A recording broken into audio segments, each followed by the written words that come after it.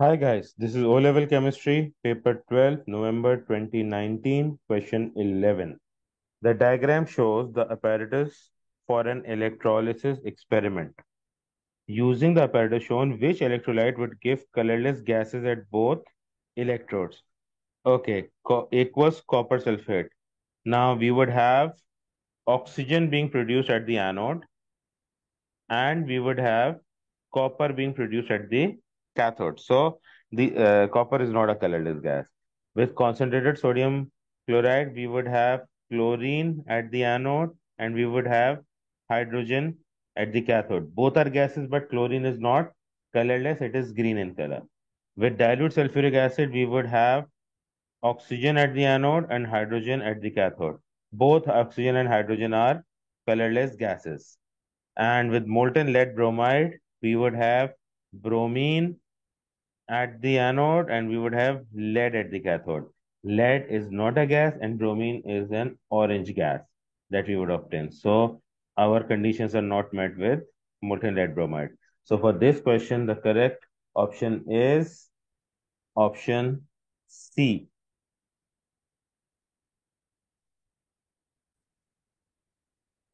Question 12. Which metal is most likely to be extracted from its molten chloride by the use of electrolysis? So now we've got a choice between calcium, copper, iron, and silver. So we need to use the process of electrolysis. Usually, electrolysis is the procedure used when we have a highly reactive metal present. And here we have the most reactive metal being calcium. Copper is less reactive than hydrogen. Iron is extracted from the blast furnace using different reactions, and silver is also less reactive than hydrogen. So the most reactive metal here is calcium, making A the correct option for this question.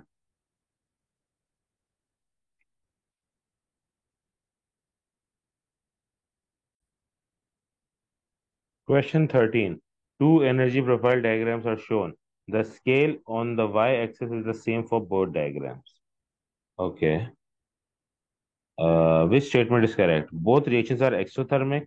Okay, in order for a reaction to be exothermic, the product line should be below the reactant line. In this case, in both the reactions, reaction 1 and 2, the products are above the reaction. So both are endothermic reactions.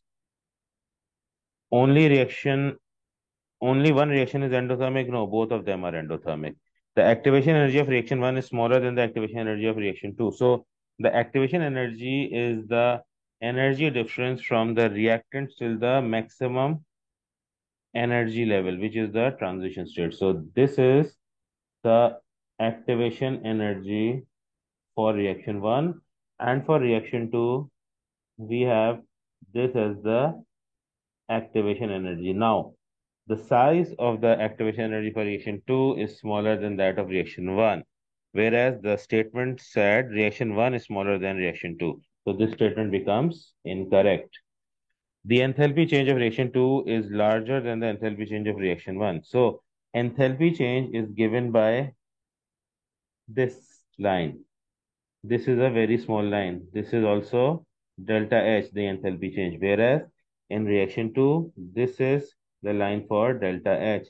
The one in reaction 2 is bigger than the one in reaction 1. And which is the statement D,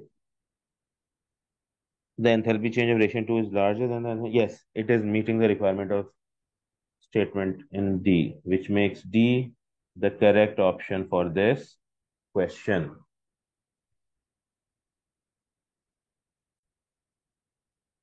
Question 14. Ammonium nitrate dissolves in water. Which statements are correct? The reaction is endothermic. The delta H value is positive, making it endothermic. The water gets colder during the reaction because it is endothermic. Then the reaction contents get cooled during the reaction. Yes, the water does get colder during the reaction. And heat energy is absorbed by ammonium nitrate from the water. Okay, so being an endothermic reaction, ammonium nitrate absorbs heat from water. Therefore, there is a delta H value of positive 25. So endothermic reactions have a drop in temperature when they take place. So this statement is also correct, making all three statements true. As a result, the correct answer for this question is option D.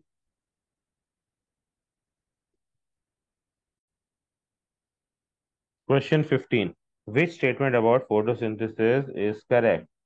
Chlorophyll is a reactant. No, chlorophyll is a catalyst.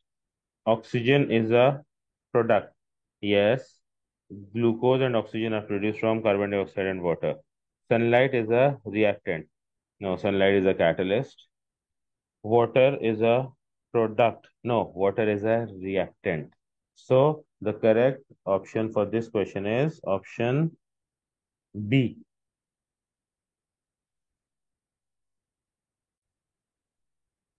Question 16. In which reaction is the underlying substance reduced?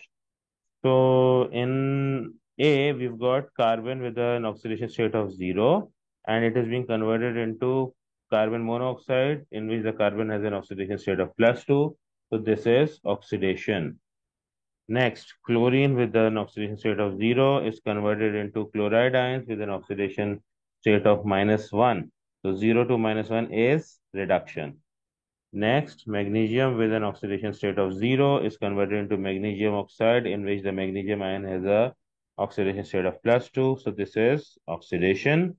And zinc with an oxidation state of 0 is converted into zinc 2 positive ions, which is oxidation. So the correct answer for this question is option B.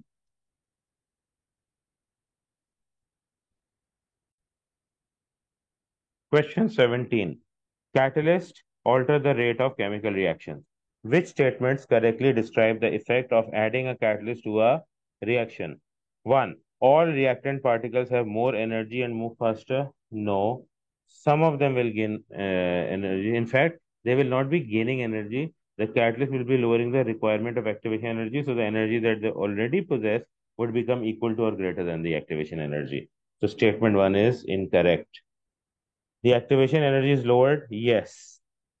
More reactant particles collide with enough energy to react. Yes, when the activation energy is lowered, the energy possessed by the reactant particles becomes sufficient for the reaction to occur. So statements 2 and 3 are correct, making option C the correct option for this question.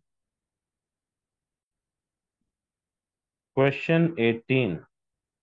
Solution T has the following properties. It reacts with magnesium forming a gas. Okay, it is an acid. It is an acid. Metal will react with a solution of an acid to produce hydrogen gas. And two, it reacts with calcium carbonate forming a gas. So the gas would be carbon dioxide. So both the statements prove that solution T is an acid. Which statement about solution T is correct? It contains more hydroxide ions than H positive ions? No.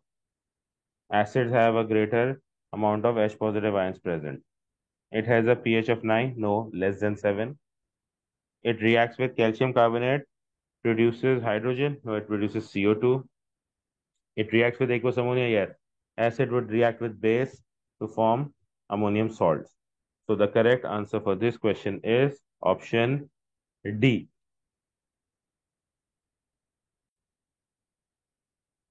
Question 19. Which substance is soluble in water? Copper carbonate. Copper carbonate is not soluble in water.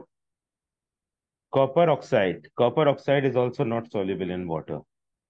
Copper hydroxide. Copper hydroxide is not soluble in water. In fact, when copper sulfate is reacted with sodium hydroxide, the blue precipitate formed is copper hydroxide. Copper nitrate, yes, because all nitrate salts are soluble. So this makes answer as copper nitrate. So option D is the correct option for this question.